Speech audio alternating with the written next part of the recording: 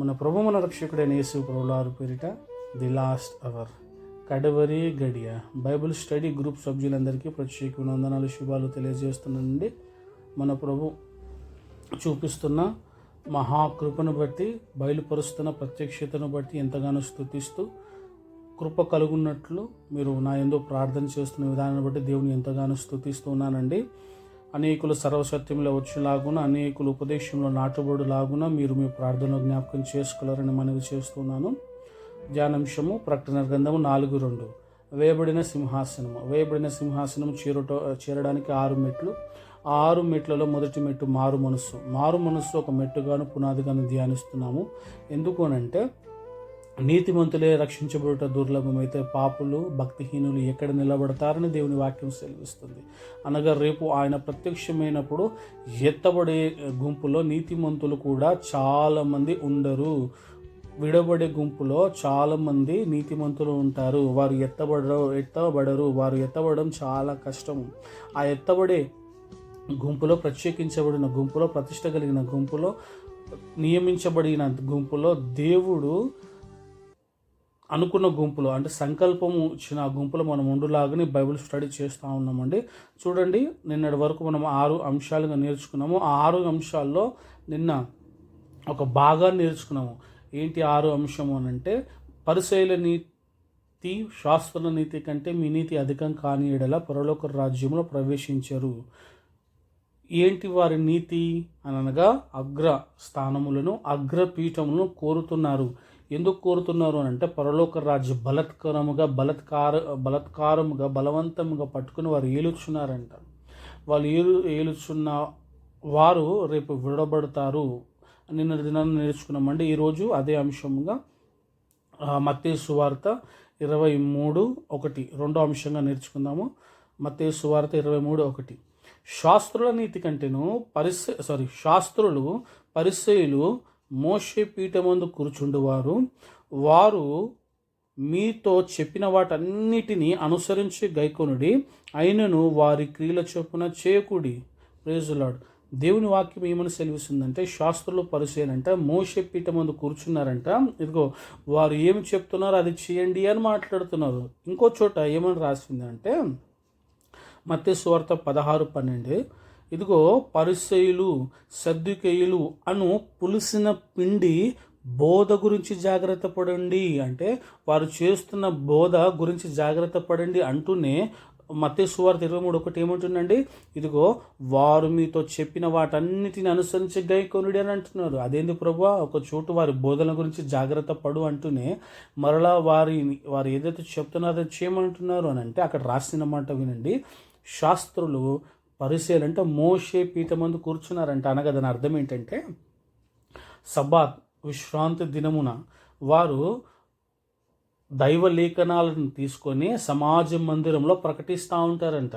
వారు బోధిస్తూ ఉంటారంట. యేసు ప్రభువు వారు ఒక దినాన బోధించారు కదా, ఇదిగో దేవుని ఆత్మ నా మీద ఉంది, గుడ్డి వారికి చూపు కలుగుటకును, చూచివారు చూడకుండానట్లును, ఇదిగో రోగులకు స్వస్థత, చెరువున్న వారికి విడుదల, నేరు ఈ వాక్యం మన మధ్యలో నెరవేర్చబడని యేసు ప్రభువు వారు ఎలాగైతే చెప్పారో అలాగున వీరు లేఖనాలు చదివి వినిపిస్తారంట.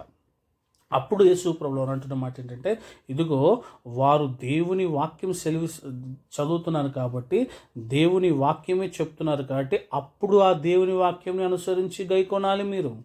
కానీ ఇదిగో వారు క్రియల చొప్పున చేయవద్దు అని దేవుడు చాలా ఖండితంగా చెప్తున్నాడు. Praise the lord. చూడండి, ఎందుకు వారు చెప్పినది బోధ, వాళ్ళు చేస్తున్న ఆ పులిసిన పిండి అనే బోధ ఎందుకు జాగ్రత్త పడమంటున్నారు అనంటే, మత్తయి సువార్త 15:9 ఇలాగూ ఉంది. ఏంటి అని అంటే, మనుష్యులు కల్పించిన పద్ధతులంట వీరు దైవోపదేశాలుగా బోధిస్తూ ఉన్నారంట. వీరు కల్పించిన ఆచారాలు, పద్ధతులు, ఇది దేవుని ద్వారా కలిగింది మనకు, ఇది దేవుడే నాకు స్వయంగా చెప్పాడు అంటారు కదా, దర్శనాలు చూపించాడు, నాకు నిన్న దినాన దేవుడు ప్రత్యక్షమే ఇలాగూ చెప్పాడని దైవనీతి కాకుండా మనుషులు పద్ధతులలో, ఆచారాలు పెట్టి ఇది దేవుడే సృష్టించాడు, ఇది దేవుడే పెట్టాడు, ఇది దైవోపదేశాలుగా బోధిస్తా ఉన్నారు. అందుకు దేవుడు అంటున్నాడు, యేసు ప్రభువు అంటున్నారు, వారి పులిసిన పిండి అనే బోధ గురించి జాగ్రత్త పడండి.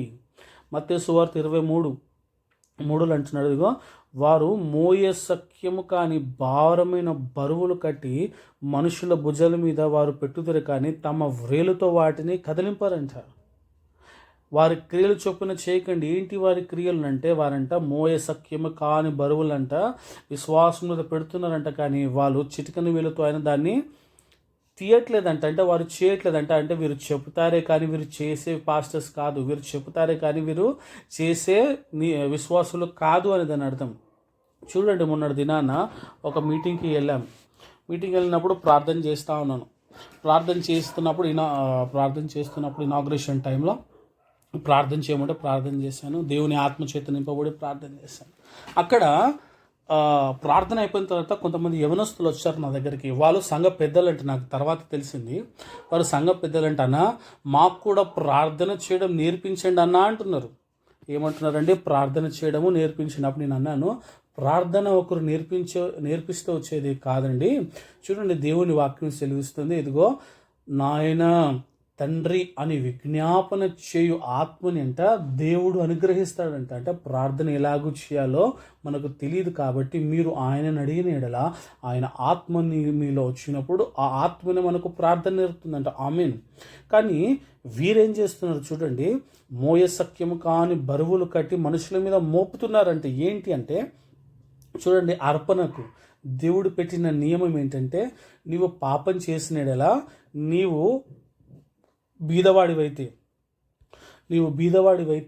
ఇదిగో నీవు పక్షిని తీసుకొని వచ్చి నీ పాప పరిహార్థ బలి నిమిత్తం యాజకునికే అర్పించాలి అని ఒక నియమం ఉంది. కానీ ఈ పరిశీలు శాస్త్రుల దగ్గరకు వచ్చేసి, అయ్యా నేను పలానా పాపం చేశాను, ఇదిగో ఈ పక్షిని నేను ఇస్తానన్నప్పుడు వీరంటారంటే, ఇదిగో పక్షి కాదు, నువ్వు దూడనే తేవాలి, నీ పాపం చాలా పెద్దది. దేవుని వాక్యంలో ఏముంది తెలుసా, ఈ పాపానికి దూడనే కావాలి, దూడనే ఇస్తేనే నీ పాపం క్షమాపణ, నీ పాప పరిహార్థ బలిగా క్షమాపణ దేవుడు ఇస్తాడు, లేకపోతే ఇవ్వడు అని మోయలేని వారికి చాలా కష్టమైన భారాలు మోపుతా ఉన్నారంట. ప్రభు వారిని బట్టి ఏమంటున్నారంటే, వాళ్ళు చేస్తున్నట్లు మీరు చేయకండి. చూడండి, చాలామంది నేటి దినాల్లో ఏమైపోయింది అంటే, పాస్టర్స్ మీద ఆధారపడడం చాలా ఎక్కువైపోయింది, సేవకుల మీద ఆధారపడడం ఎక్కువైపోయింది. పాస్టర్స్ జీతగాలుగా మారిపోయారు. కాబట్టి ఇంట్లో ప్రార్థన జీవితం ఉండదు వాళ్ళకు, ఇంట్లో ప్రార్థన సహవాసం ఉండదు, కుటుంబ ప్రార్థన అనుభవాలు ఉండవు. వారు అంటారు, ఎందుకమ్మా ప్రార్థన చేసుకోవచ్చేదంటే, ఇదిగో పలానా ప్రేయర్ టవర్కి ఇచ్చామయ్యా, వారు మా కోసం ప్రార్థన చేస్తున్నారు, మీరెందుకు చేయట్లంటే, మేము బిజీ షెడ్యూల్ సార్, మేము బిజీగా ఉన్నాము జాబ్లో, అందుకు మేము ప్రార్థన చేయలేకపోతున్నాము, పాస్టర్స్ ప్రార్థన చేస్తున్నారు మా కోసము. ప్రార్థన గోపురాలు చూడండి, ఒక మెసేజ్ చెప్తే కింద రిక్వెస్ట్లన్నీ ఏమని ఉంటాయి, రక్షణ కోసం సిద్ధపడండి అంటే కింద మెసేజ్, అయ్యా నాకు బాగాలేదు, ఆరోగ్యం కోసం ప్రార్థన చేయండి, రక్షణ రాబోతుంది, ఉగ్రత రాబోతుంది, సిద్ధపడండి, మేలుకోరండి అని తీవ్రంగా బోధిస్తే కింద కామెంట్ ఏముంటుందండి, నా కోసం ప్రార్థన చేయండి, తలనొప్పి కోసం ప్రార్థన చేయండి, వివాహం కోసం ప్రార్థన చేయండి. ఇలాగా సంఘస్థులను తయారు చేసేసారు వీరి క్రియలు బట్టి. వీరు కూడా దేవుణ్ణి అనుసరించట్లేదు, సంఘ పాస్టర్స్ని అనుసరిస్తున్నారు. చూడండి, యేసు ప్రభువుల వారు అంటున్న అమూల్యమైన మాట చూడండి, చాలా జాగ్రత్తగా వినండి. మోషే కానీ, అబ్రహాము కానీ, పరిశుద్ధులు కానీ, ఇంకా ఎవరెవరైనా కానీ, మీ పాస్టర్ అయినా కానీ మన కోసం రక్తం కార్చలేదు. మనం అనుసరించాల్సింది, మనం చూడాల్సింది ఇదిగో విశ్వాసమును, దాన్ని కొనసాగించు యేసు వైపు చూడాలని దేవుని వాక్యం సెలవిస్తుంది. కర్త, విశ్వాసమునకు కర్త ఆయన వైపు చూడాలి. ఆయననే మన కోసం రక్తం కార్చింది, నిన్ను బలపరిచింది, నిన్ను సిద్ధపరిచింది, నీకు కాస్తుంది, రేపు రాకడలో ఎత్తడానికి విశ్వ ప్రయత్నాలు చేస్తుంది ఆయన. కాబట్టి నీవు ఆయన వైపు చూడాలి. వీళ్ళు వ్రేలుతో ఆయనను కదిలింపక ఏం చేస్తున్నారు, భారాలు వేరే వారి మీద మోపుతా ఉన్నారండి. చూడండి, ఒకరోజు విచిత్రమైన సంఘటన జరిగింది. ఏంటంటే, చాలామంది విశ్వాసులంట, చాలామంది పాస్టర్స్ యేసుప్రభు దగ్గరికి వచ్చేసి అంటున్నారంట, అయ్యా నీ నామమున మేము ప్రవచింపలేదా, నీ నామమును దయ్యాలు ఎల్లగొట్టలేదా అని యేసుప్రభుల వారిని అంటే, అప్పుడు అంటున్నాడు యేసుప్రభుల వారు, అయ్యా మీరు నా నామమున ప్రవచించినట్లు, నా నామమున దయ్యములు వెలుగొట్టినట్లు నేను మేము ఎన్నడూ ఎరుగను, ఎన్నడూ చూడను కూడా చూడలేదు, అక్రమము చేయువారులారా నా యొద్ద నుండి పొండని తరిమేశాడంటే యేసుప్రభుల వారు. అదేనండి, యేసుప్రభు నామం ఎరగకుండానే ప్రవచించారా, యేసుప్రభు నామం ఎరగకుండానే దయ్యాలు వెళ్ళిపోయాయా అంటే యేసుప్రభులు అవును అంటున్నారు. అక్కడ రాసిన మాట ఏంటి అంటే వారు చేసిన సేవ అంట అక్రమముగా చేశారంట, క్రమంగా సేవ చేయలేదంట. వారి భక్తి అక్రమమైన భక్తి అంట. చూడండి కీర్తనలు 50:16-17 ఏముంది అంటే 50వ కీర్తన 16-17 వచనంలో, దిద్దుపాటు నీకు అసహ్యము కదా, నీవు దొంగను చూచినప్పుడు వానితో ఏకీభవించేదవు, నీవు కూర్చుండి నీ సహోదరుల మీద కొండలను చెప్పుచున్నావు అని అంటున్నాడు. అంటే వీరు దొంగను చూసినప్పుడు దొంగను మార్చుకో, నీ పద్ధతులు మార్చుకో అన్నారంట. సరే దొంగతనం చేస్తున్నావు కదా, దానికి పలానా బలి ఉంది, అది తీసుకొస్తే సాల్లే, పలానా బలి ఇచ్చేస్తే నీ పాప క్షమాపణ, నీ దొంగతనం దేవుడు కొట్టేస్తాడు. మనం కృపాయుగంలో ఉన్నాము కాబట్టి, కృపాయుగంలో పాపం చేసిన రక్తం ఉంది కాబట్టి ఆ రక్తం ఆశ్రయిస్తే క్షమాపణ. తప్పు, కృపాయుగంలో ఉన్నాము వాస్తవమే, కానీ పాప క్షమాపణ నిమిత్తము అర్పణలు అర్పించే యుగం కాదు ఇది. పాప క్షమాపణ నిమిత్తము విడిచిపెట్టే యుగం ఇది. పాప క్షమాపణ నిమిత్తము నేను పాపంలో తరుముతున్న ఆ లోకాన్ని విడిచిపెట్టే యుగం ఇది. ఆ పాపము ఏదైతే నేను తరుముతుందో దాన్ని శాశ్వతంగా విడిచిపెట్టే యుగం ఇది. కానీ వీరు ఏం బోధిస్తున్నారండి? బలహీనులను వారు మోయక ఆ భారాలను వేరే వాళ్ళ మీద మోస్తారు. వీరు చెయ్యండి, బరువులు కట్టి మనుషుల భుజాల మీద పెడతారంట. ఏంటంటే లెంటి డేస్ ప్రార్థనలు చేయమని, 40 దినాలు ఉపవాసాలు చేయమంటారు, కానీ వీరు చేయరు. భక్తికి కనబడినట్లు. చూడండి ఒక విచిత్రమైన సంఘటన ఏం జరిగింది చూడండి. పరిచయులు శాస్త్రులు అందరూ విచిత్రపోతున్నారా, సండేస్ సబ్బాత్ దినాన్న ఎందుకు తగ్గిపోతున్నారు, అందరు ఎక్కడికి వెళ్ళిపోతున్నారు అని గుంపులుగా ఎక్కడికి వెళ్ళిపోతున్నారు అని అందరు ఆశ్చర్యం చేత అడుగుతూ ఉంటే, ఇదిగో అరణ్యములో ఒక అతను బోధ చేస్తున్నాడు, అతని పేరు యోహాను. ఓహో అరణ్యంలో ఉన్నాడా, అతనికి ఇల్లు ఉందా అంటే ఇల్లు లేదయ్యా అంటున్నాడు. ఇల్లు లేకుండా ఎట్లా బోధిస్తున్నాడు? ఓకే, మంచి వస్త్రాలు ఏమైనా వేసుకుంటున్నాడు, మంచి సూటు బూట్ వేసుకుంటున్నాడా అంటే లేదయ్యా, ఒంటె చర్మంలో కట్టుకొని ఉన్నాడంట. మళ్ళీ ఆహారం ఏంటిది అని అంటే అక్కడ ఉన్న చెట్లలో తేనె ఉంటుంది కదా, అది తిని బ్రతుకుతున్నాడంట. ఏంది అని ఆశ్చర్యపోతున్నారు అందరూ. మేమేమో మంచిగా వస్త్రాలు ధరించుకొని దేవుని వాక్యాన్ని బోధిస్తుంది, ఎవరు ఇక్కడ రావట్లేదు, కానీ అందరూ ఆనందంగా పోతున్నారు. ఏంటి బోధ మంచిగా చేస్తాడు అతను అంటే, అయ్యో ఆయన బోధ ఏం చేస్తాడయ్యా, వచ్చిన వాళ్ళందరినీ తిడతా ఉంటాడు, వచ్చిన వాళ్ళందరినీ సరి చేసుకో అంటాడు, వచ్చిన వాళ్ళందరినీ గద్దిస్తూ ఉంటాడు అని చెప్పగానే వీళ్ళు చిత్రపోతున్నారు. చూడండి దేవుని మహాకృప సెలవిస్తుంది. ఇదిగో దిద్దుబాటు కొందరికి అసహ్యం అంటాడు, కానీ కొంతమందిని దేవుడు ఏర్పరచుకున్నాడండి, కొంతమందిని దేవుడు నియమించుకున్నాడండి. ఇదిగో వారినంట అరణ్యమునకు నడిపిస్తున్నాడు, దిద్దుబాటు చేసుకోవడానికి అరణ్యమును నడిపిస్తున్నాడు. ఇదిగో సంతానమా మేము బుద్ధి చెప్పినవాడు ఎవరు, మీకు బుద్ధి చెప్పినవాడు ఎవరు, ఇదిగో చెట్టు వేరున గొడ్డలు ఉంచబడ్డది అని కఠినమైన బోధ చేస్తుంటే వారి చెవులు అప్పగించుకున్నారంట, వారి మనసుని అప్పగించుకొని మారు మనసు పొందుతున్నారంట. ప్రైజ్ ది లార్డ్, హల్లెలూయా. చూడండి ఎంత మహాకృప. చాలామంది పాస్టర్స్ భయపడుతున్నారు, ఇదిగో మేము కఠినమైన బోధ చేస్తే, మేము ఉపదేశ బోధ చేస్తే మా సంఘానికి రారు, మా సంఘం నుంచి వెళ్ళిపోతారు. Stop the teaching.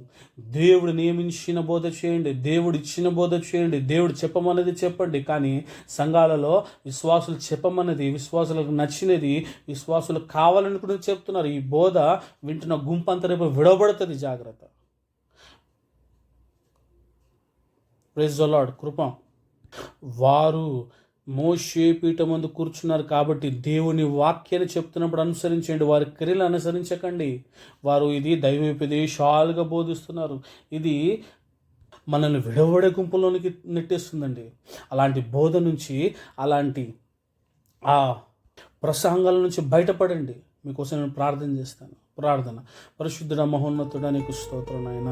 అయ్యా శాస్త్రులు పరిసయ్యులు మోషే పీఠం ముందు కూర్చొని ఇదిగో వారు కల్పించిన బోధలో దైవోపదేశాలుగా బోధిస్తున్నారు. ఈ పులిసిన పిండి అని బోధ నుంచి వీరిని తప్పించండి. ఇదిగో మోయే సఖ్యము లేని భారాలంతా మనుషుల మీద మోస్తున్నారు నాయన, పెడుతున్నారు నాయన. ఇదిగో వారు యాచన చేయాలి, దేవుని సన్నిధిలో కన్నీటి చేత దేవుని పాదాలు పట్టుకోవాలి అనే అనుభవం నుంచి ఇదిగో పాస్టర్సే మా కోసం ప్రార్థన చేస్తారు, ఇతరులే మా కోసం ప్రార్థన చేస్తారనే అనుభవంలోకి వెళ్తున్నారు నాయన.